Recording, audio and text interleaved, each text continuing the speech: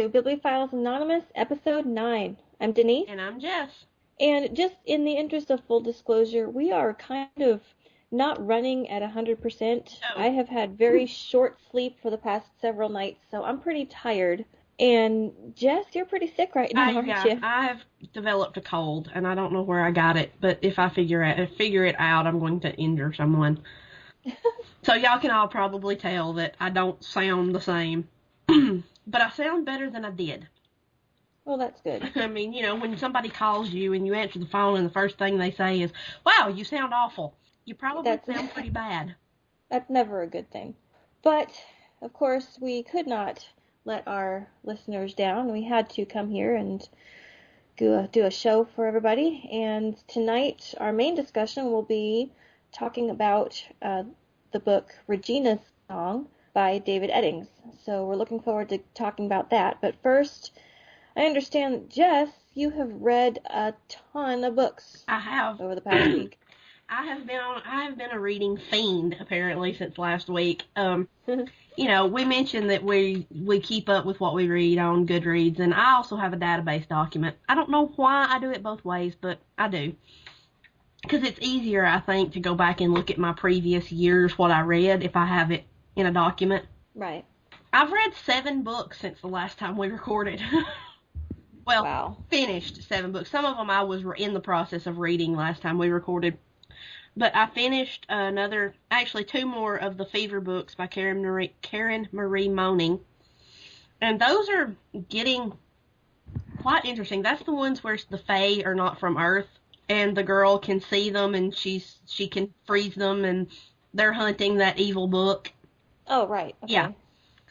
Although they have slipped sort of into fluff, because when you're reading and you come across a line that says the shades were still acting shadily, come on now.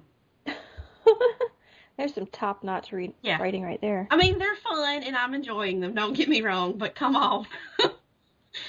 And I have finished book 2 and book 3 in the Seven Realms series by Cinda Chima.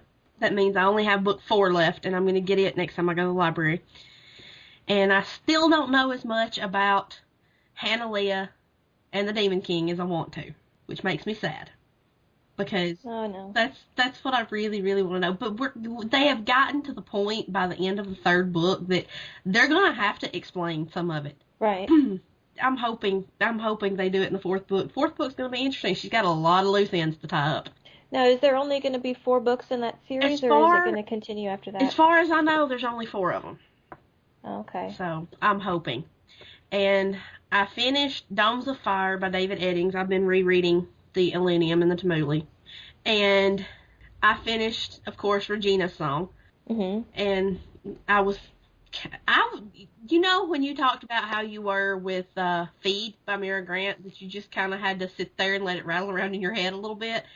Yes. I was kind of that way with Regina's Song. Yeah, see, that was the thing, because I thought that when it came up as a Tavern Book Club pick, I thought that you had read it before.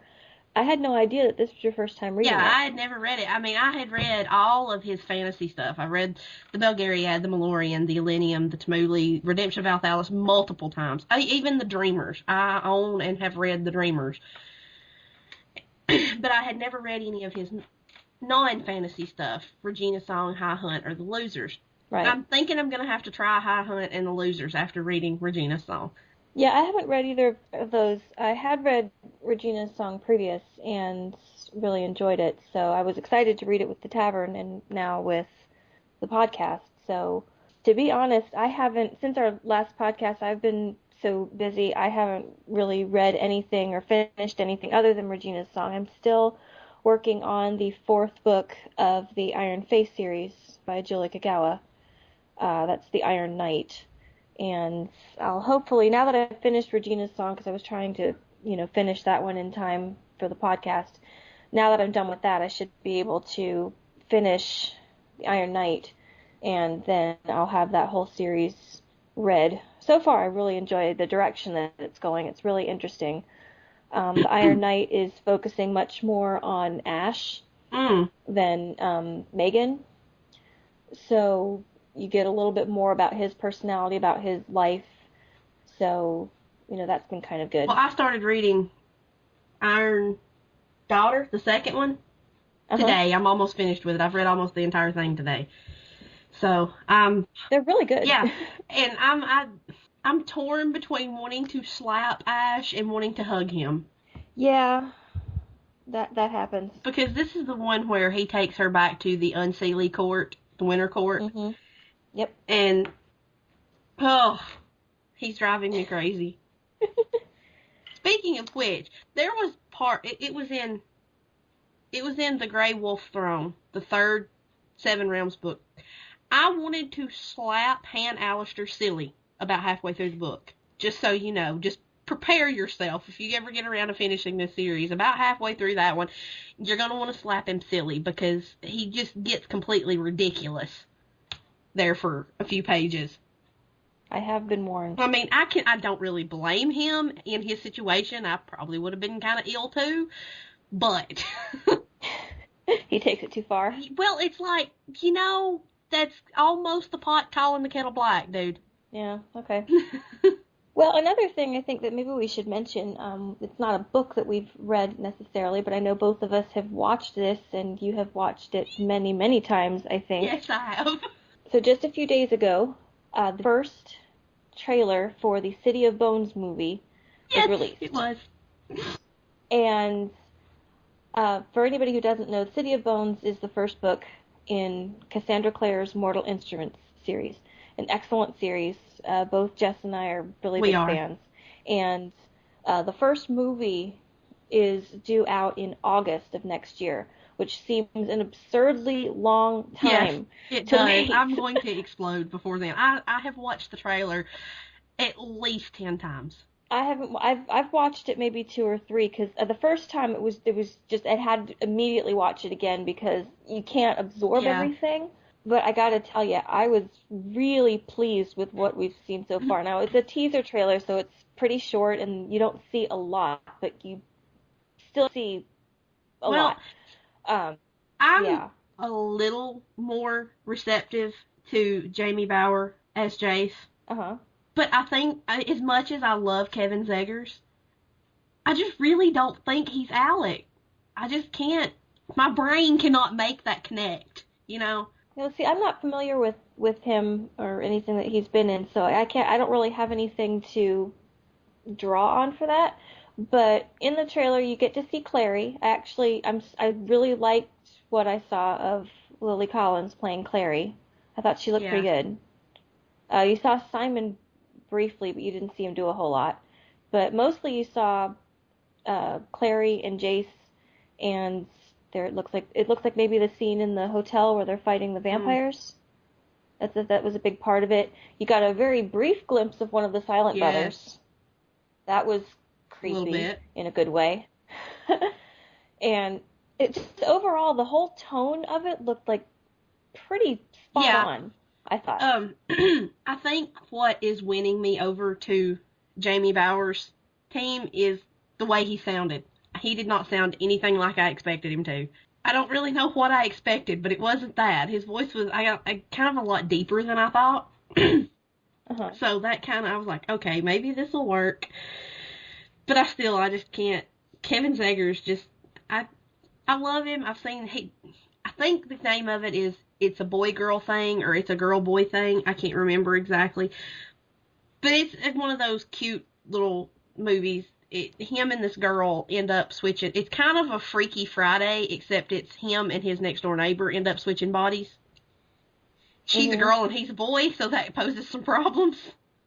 Oh, yeah. It was a really good movie. And then, I can't remember the name of the other one I saw him in. But I like him. He's a really good actor. He just doesn't say Alec to me. So I'll reserve judgment until I see either a longer trailer or the movie.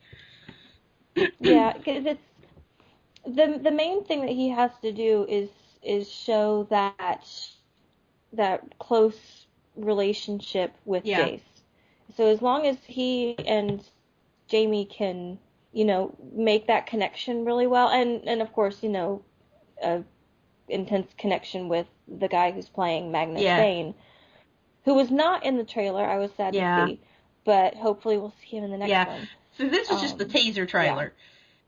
Yeah, this is the very first one. This is our really first look. I mean, we haven't even really seen a lot of stills from the movie yet. This is one of the first things that's come out at Yeah. all.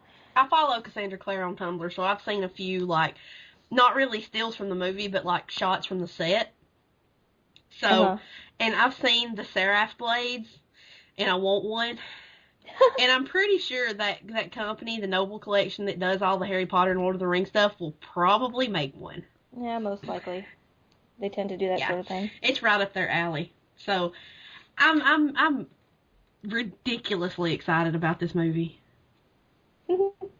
Yeah, it so far I'm really, really impressed with what I've seen, and I'm sure that over the next several months we'll get even more, and we'll be talking about it even more here. And just wait till the movie gets out, because you probably won't hear us talk about anything else for a little while. Let's just hope it doesn't turn into a golden compass where they've got all the pieces, they just don't put them together right.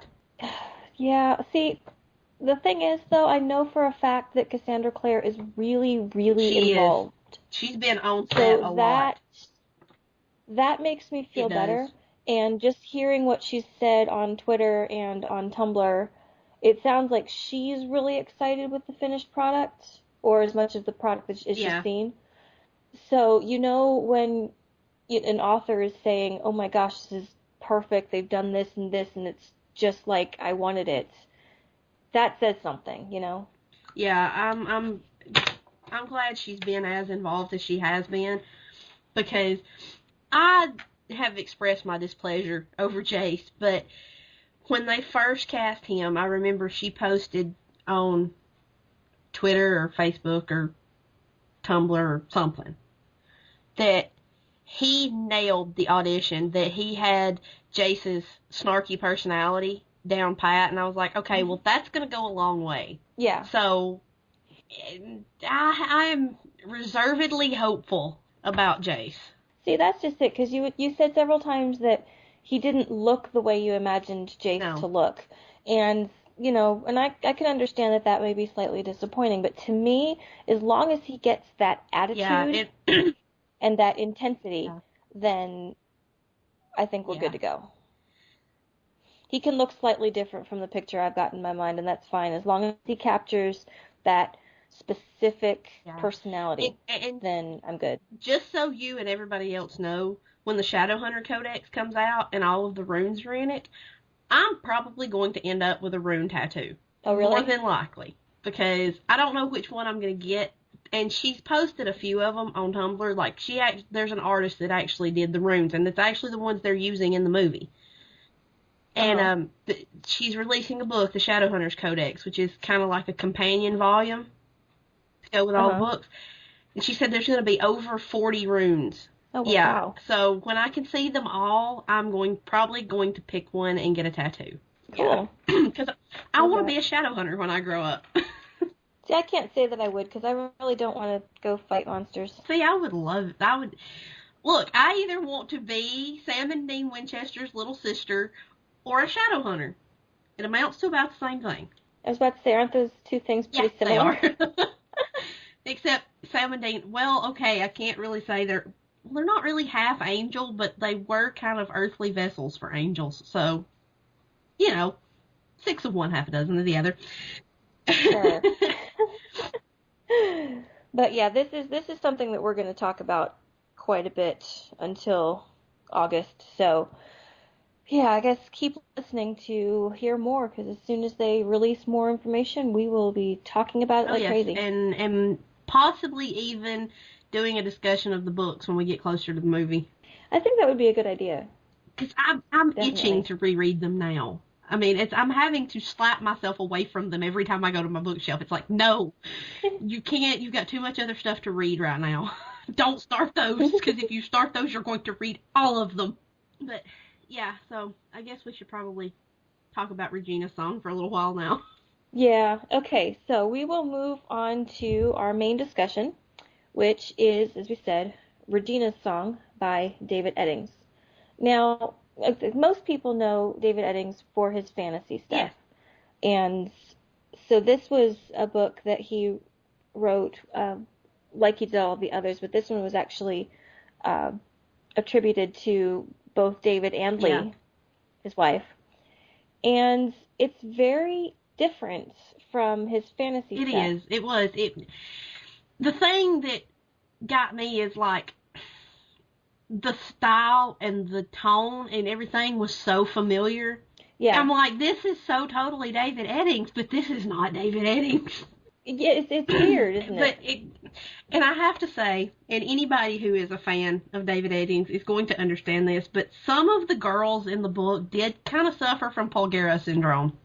Why don't you explain Palgera syndrome just in case anybody hasn't read him? Okay, Polgara is one of the main characters in the Belgariad and the Malorian, and she's kind of overbearing and she can be annoying. And I mean, I'm all for these strong women characters, but you don't have to do it like that. And Eddings seems to have a problem with writing women like that. It's not just in the Belgariad and the Malorian, it happens in the Elenium and the Tamuli, and apparently in Regina's song.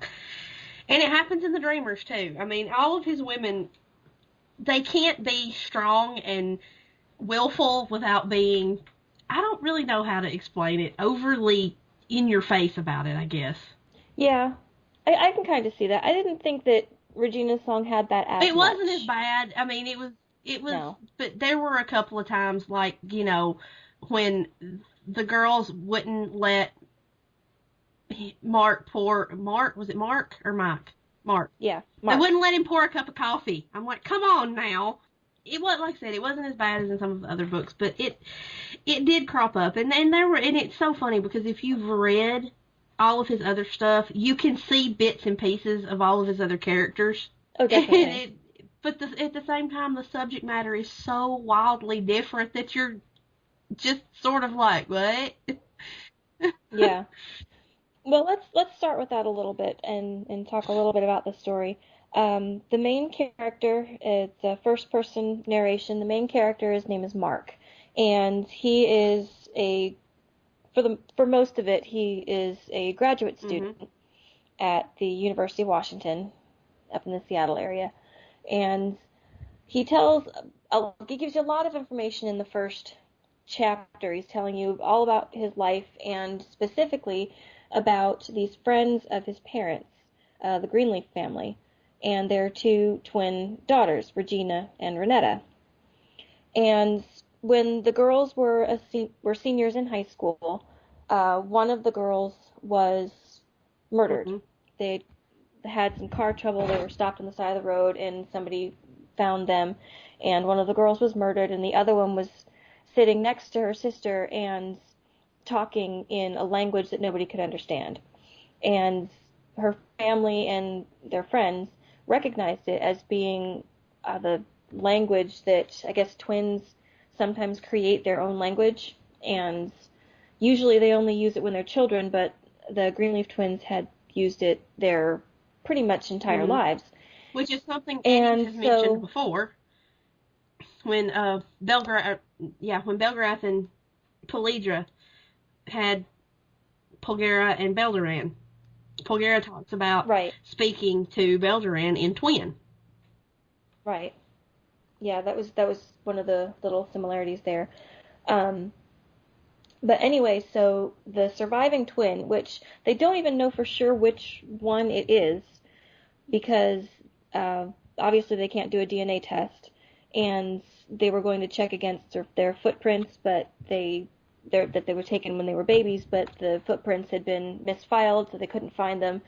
They eventually decide that the surviving twin is probably Renetta. There's a hole in that theory, though, because I think identical so. twins even have the same fingerprints. Why would their footprints be different? I don't know. I never questioned it because it was such a small detail with them trying to Well, it figure didn't that occur out, to but it was me just, till just now, so.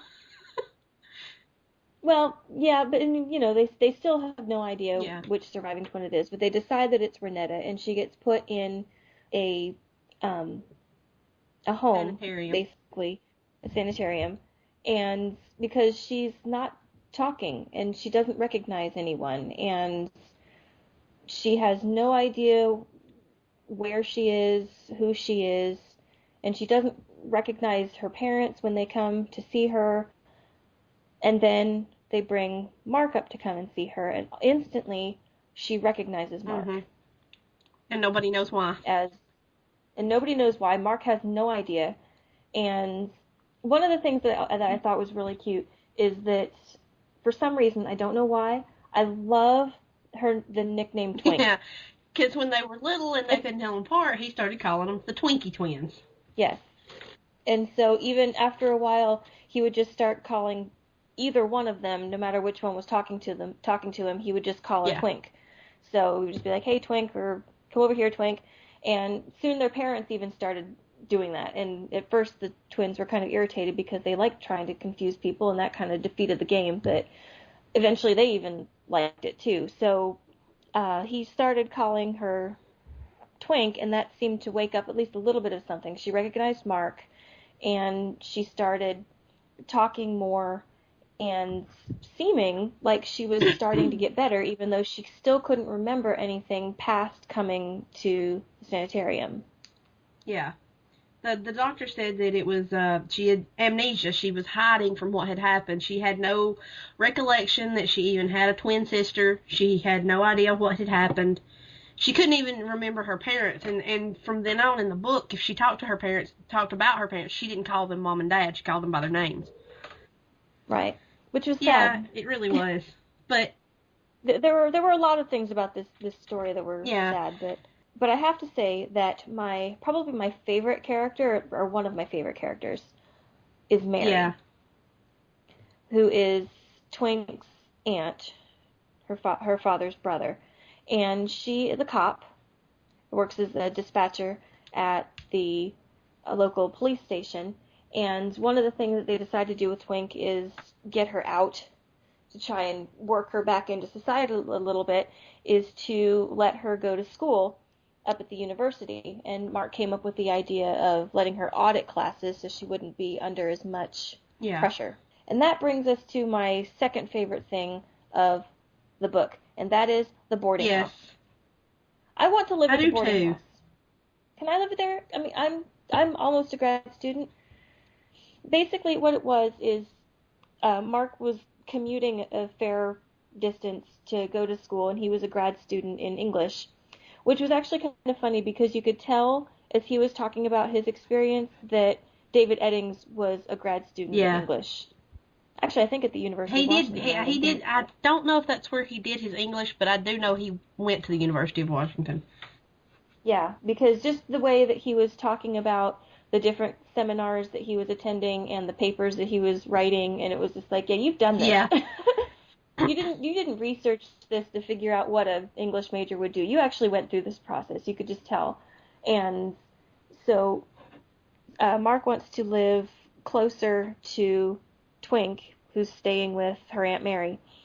And he finds this falling apart house that's advertising for serious students only, and decides to rent a room from there, and falls in with this group of grad students.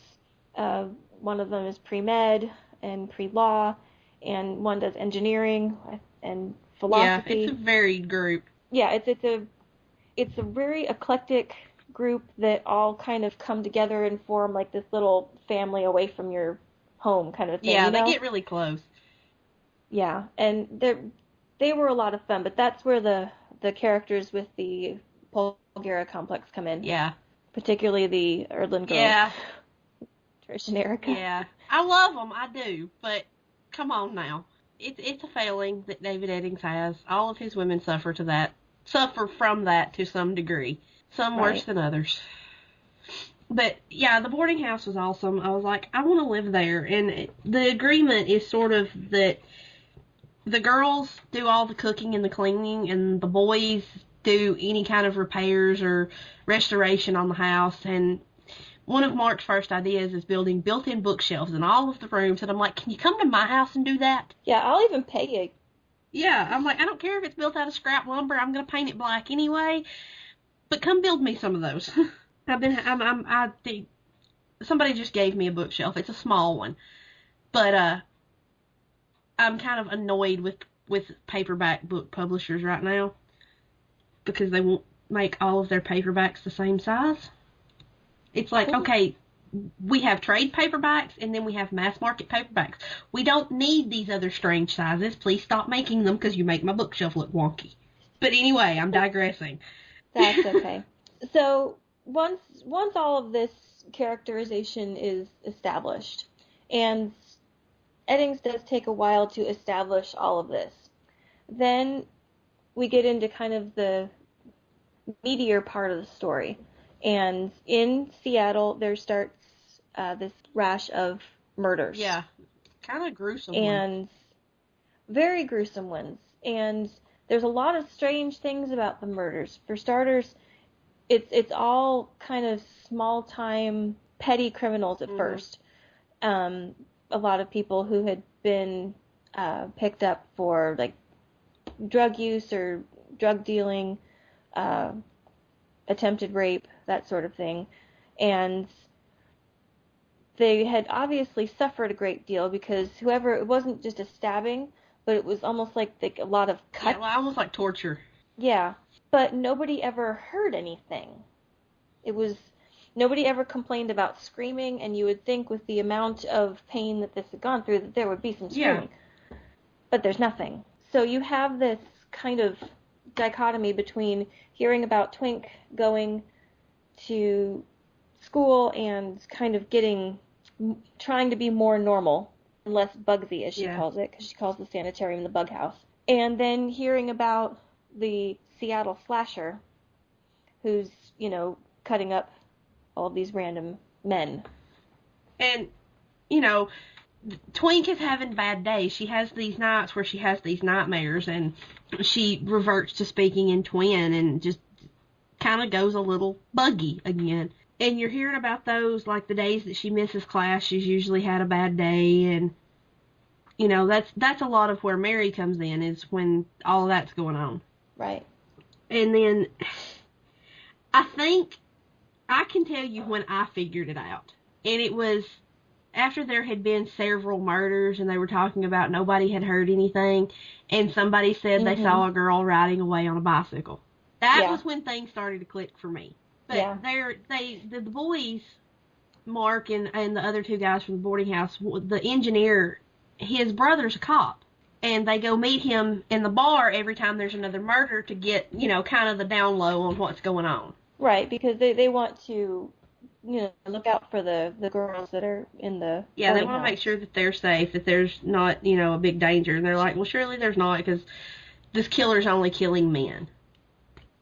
Right. And then they find the size 8 women's footprint at the murder scene. And that kind of opens up a whole new concept for Mark. And it's not a good one. Well, when Twink has her bad days, everybody at first assumes that she's reliving what happened to her sister. Right. And two, she's got this tape. This probably, needs to be put in there to explain where the title comes from, Regina's song. She's got this tape she listens to, which is a woman singing along with wolves. Uh-huh. I think Eddings has a thing for wolves, too. But anyway. Probably. She has these nightmares, and she talks about having blood on her and the water being cold. And that's the part that Mark can't figure out, is why is she talking about water being cold? Her sister was killed in May. It wasn't cold. There was no water. But yeah, and she's also talking about wolves that are howling. Yeah. During her dreams. And nobody can figure that out. And one of the girls in the boarding house is studying abnormal psych. And she does a case history on Twink. Or she tries to. She starts recording their conversations and everything, and taking them to Dr. Fallon, which is Twink's head shrinker. And even that's even what he says, that she's reliving the night her sister died. Yeah, that's what everybody assumes, because they know that she has this big traumatic thing that has happened in her past. And even though Twink keeps saying that she's, she knows she's locked that away, and as far as she's concerned, her life began at the sanitarium, and she's not worrying about anything that happened before then, and she's just going to move on with her life. That's what she says she's going to do. But she keeps having all these nightmares, and everybody thinks, well, obviously it's not as locked away in her mind as She thinks this. she thinks Yeah. it is. And we're not giving anything away with talking this because uh, this part that we're going to talk about, it's on the back cover, all of the Yeah. suspicions. But as soon as they find that footprint, the woman's size 8 footprint, Mark starts worrying that there's a possibility that Twink is somehow related to the Seattle Slasher Yeah. murders, which had to have been a terrifying revelation for him. Yeah, because she was like a little sister. Yeah. I think he was like 7 years older than the twins or Yeah. something like that. And so he had grown up with them, had known them since they were babies, and even though they were both beautiful, he never had any feelings towards them other than, big brotherly. So, imagine having like a little sibling and thinking that they could be capable of committing a crime like that. I mean, it's Yeah. scary. And like I said, and then I think what really just, like I said, I had started figuring it out already, and then we get to the Mm-hmm. scene in the church at the end, Yeah, and I was just like, what? What just happened? yeah. But see, and I don't know if we should give that I part don't think away. so. I don't think so either. So, yeah, anybody who's listening, you're just going to have to read and find out what we're talking about. But I had that same similar feeling when I read it the first time because as it's going along, you think, well, it's a fairly straightforward, general fiction. There's no fantasy, there's no anything. It's basically a murder Yeah, mystery, and then that comes. except for except for a good part of it, who Yeah. done it. And all of a sudden, there's this scene that happens in the church, and then there's another one that happens right at the Yeah. very end, which gave me goosebumps that wouldn't go away for like an Yeah. hour. And And it's that stuff that happened in those last few chapters that when I got to the end of it, I'm like, I have to think about this for a while. this one needs to This one's sit this. and Yes, process. I need to absorb this because wow, I Yeah. didn't see that coming. I mean, and I have to But say though, at the end, the whole thing with the limos and the diversion and all of that was classic Eddings. It sounds like something that you know Carlton from the Millennium and the Tamuli would have come up with. I mean, yeah, yeah, I can it see was just that. classic something that one of his characters would think up. You know? Uh-huh. Well, that's just it. There's so many things that you can tell. Like, obviously, the thing, like I said, with the English major, you could tell that that's something that he had done. And so there's some elements in the way that Charlie, who's the engineering major, there's like all these little plans and things that he's come up with. You can tell that that's a little bit of Eddings' personality peeking in because it just seems to pop Yeah. up in all of his writing. It was But definitely it was Eddings and it wasn't. I mean, it's just so weird. I mean, it's like I don't know how to explain it. It was just like I was reading it and it's just like it felt comfortable and like something that I know and familiar, but at the same time completely alien. right. It was really it. I think that combined with the strange stuff that starts popping up at the end of the book. I mean, that was one of those that I did. I finished it and I'm like, okay, I have to sit here for a minute because wow. Well, because that's the thing, because right up front, like I said, it's on the back of the book. You know that there's going to be a connection between these murders and Twink. And a good part of the last bit of the book has to do with Mark trying to figure out what the connection is partially by staking out her house and trying to see what she does while her aunt is working the graveyard Yeah. shift. And then just what falls after that. So you know that she's connected with it. She's possibly the Yeah. killer. And you think because of that it's going to be this predictable Yeah. ending. And then it throws you for a loop. And then he throws that at you and you're like, "Whoa, where did that Yeah. come from?" Although I did think when James came up and talked to Mark there at the end of the book and was talking about how they didn't know which twin was murdered and he's like, it doesn't matter which twin was murdered Uh-huh. because they were the same person.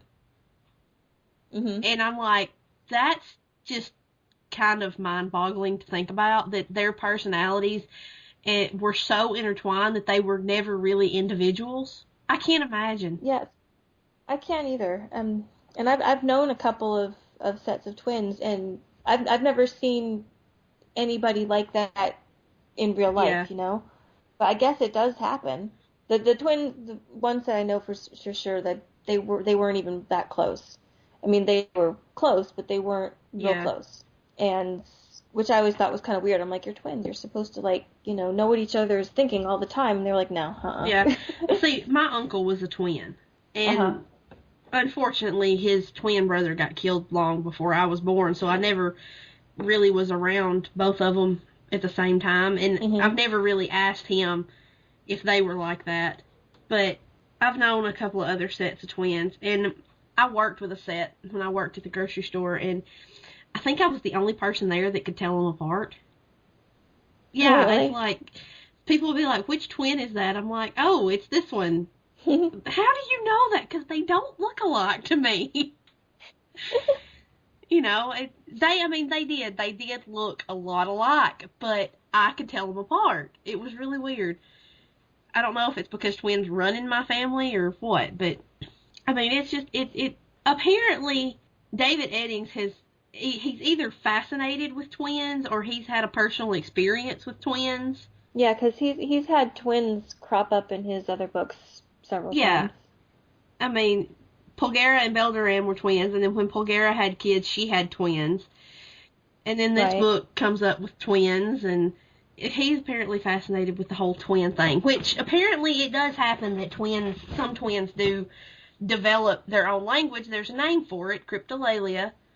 You know, it's a Mhm. documented It's phenomenon. a it is a medical term, yeah, or a Yeah, psychological term. but I still Yeah. I can't imagine, especially twins that had an older sibling figure. I just can't Mhm. imagine them being so entangled with one another. You would think, being socialized with other kids, they wouldn't do that. I don't know. Apparently they didn't. They stayed together, and like James said, and he's keep in mind too that this character James, he's a philosophy major.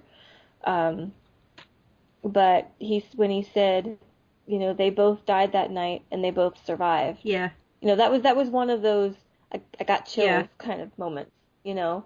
I really enjoyed this book. I know a lot of people are critical about it, and maybe it's because they're more used to David Eddings' fantasy stuff, but I really I did enjoyed too, it. and I think you're right. I mean, a lot of people, and this doesn't just happen with David Eddings. A lot of people, if they have an author that they really like, and that author steps outside the lines and writes something Yeah. in a different genre or a different style, they get really critical about it. Well, people tend to get possessive a little bit about their favorite books or something, and so if the author goes in completely another direction, it's almost like, no, that's not what you do. You do this thing that I like. That's your Yeah, job. but a suggestion for any of you who feel that way, give it a try because I had never read any of Eddings' non-fantasy stuff, and I really, really liked this book. I mean, I read it fairly quickly. I think I read it in 2 days. Yeah, well, 'cause you were worried that you weren't going to be able to Yeah, find my it. library didn't have it. I could have got it on interlibrary loan, but I haven't had a chance to go back over there and get it. And I was like, okay, at this point, by the time they get it and it gets shipped to them, I'm not going to have time to get it read before we do the podcast and talk about it. But I finally found it and got it and read it. And like I said, it was one of those that once I started, I couldn't stop. Yeah. Yeah, this was I do believe that when the first time that I read this book, it was one of those look at the clock, realize it's after midnight. I'm just going to read to the next chapter. Next time I look at the clock, it's after Yeah. 2. And I'm almost done with the book, and I'm like, oh, well, I'm going to be miserable at work tomorrow. And at this point, I might as well go ahead and finish it because I'm already going to be a Might as well zombie. go. Yeah, so totally worth it, by the Yeah, way. it was a lot better than I expected going into it. I mean, Right. honestly, I didn't know what to expect. It wasn't that I had low Mhm. expectations, I just didn't really have any expectations. Right. I hoped it would be good because it was Eddings and because I love Eddings so much. God love him, even though all of his fantasy books are pretty much the same story, I love him. Yeah. Well, it's the same story, but it's a good Yeah, story. It's just told with some different window dressing here and Well, there. here's my thing. This is the way I explain it. And to me, it's like, okay, the Belgariad and Malorian is 10 books. Well, then the Mhm. Elenium and Tmuli is 6 books. And it's basically the same framework story. There's more humor in the Elenium and Tmuli to me. There's more funny bits in there. And then he came along with Redemption of Althalis, and that book makes me cackle like a madwoman.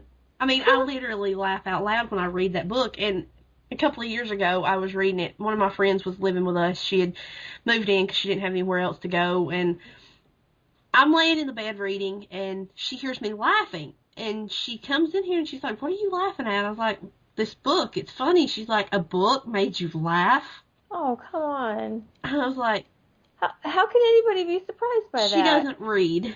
Oh, one of those Yeah, people. and I said something Okay. about I had read, this was like the 6th or 7th time I had read it, and she was like, "How can you read a book? How can you read a book once, much less 6 times?" I'm like, "You just don't get it. You're not one of us. You are not one of our people, You're sorry. not the same breed I am." So, but she just could. I don't understand. I've heard a lot of people have that attitude, and like people go and watch the same movie over and over all the time. Why is it any different Oh, with I a do book? that with movies too. I do it with songs. I Yeah. will hear a song that I like, and I will put the dang thing on repeat and listen to it over and over. I do it with everything. I mean, usually with books, I finish them and I'm like, yeah, I'll read this again. And then there are a few books that come along that I finish and I'm like, I want to read it again right now. And then there are those books that I read and I'm like, yeah, it was pretty good. I'll probably never read it again. Right. So, I mean, but that, Redemption of Althalis, I think because it's got so many parts in it that make me laugh, I read it a lot. But she just couldn't believe it. She's like, "I can't believe a book made you laugh." I'm like, well, books can be funny. Yeah. Lots of books are Yeah. funny. Tons of books are funny. And even if the book is not funny, a lot of books can have those funny moments in them. Oh I yeah. mean, people that don't read baffle me. Oh, me too. I couldn't imagine not reading. That's my escape. I mean, it's just like, Whenever anything's, stressful, or even when I'm tired, or I just, I need a break.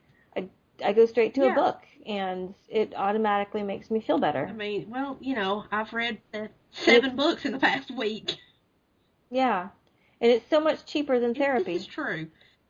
Although books are not cheap, it's cheaper than therapy. Although, That should be our slogan for this yeah, books podcast. are not cheap, but cheaper than therapy. Yeah. But yeah, I mean, when you've got if you can find an awesome used bookstore like the one we have about an hour from us, then they're a whole lot cheaper. I mean, when I could bring home $250 worth of books and not spend a penny, I did good. Anyways, but as far as Regina's song goes, we both loved Yeah, it. We both recommend it, and we recommend, well, David Eddings' yeah. other stuff I too. think I gave Regina. I'm pretty sure I gave it 5 stars on Goodreads. I think I did But too. it was definitely an experience that I will not forget. Well, that's Yes, good. Good when books it's do good. that. Look, I still find myself stopping and thinking about that book and just being like, "Wow, that happened." That's how I was with Feed.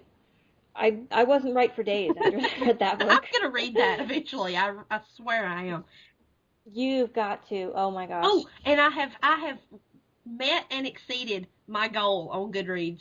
See, we should have talked about that earlier too. Yeah, Regina's song put me at my goal, so I'm at 60 right now. My goal was 75, and I debated upping it and retrying for like 85, but then I thought, no, I'm just gonna leave it and see how much I can exceed it by.